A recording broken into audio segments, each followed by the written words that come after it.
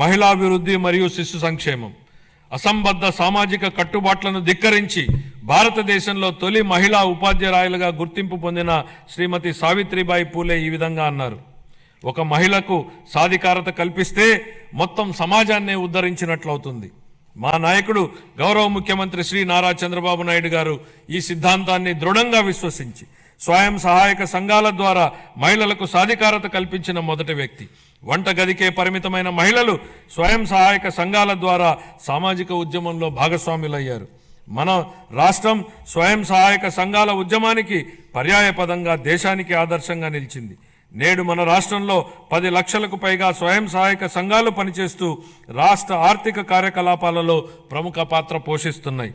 స్వయం సహాయక సంఘాల ద్వారా సాధించిన ఈ సాధికారత ఎంతగా ఉందంటే రాష్ట్ర సంక్షేమ విధానాలను మరియు రాజకీయాలను ప్రభావితం చేసే శక్తిగా డ్వాక్రా వ్యవస్థ రూపొందింది. స్త్రీ నిధికి కేటాయించిన నిధుల్లో 750 కోట్ల రూపాయలను గత ప్రభుత్వం పక్కదారి పట్టించింది. మహిళా స్వయం సహాయక సంఘాల సభ్యుల ఆర్థిక సాధికారతకు ఎంతో విఘాతం కలిగించింది.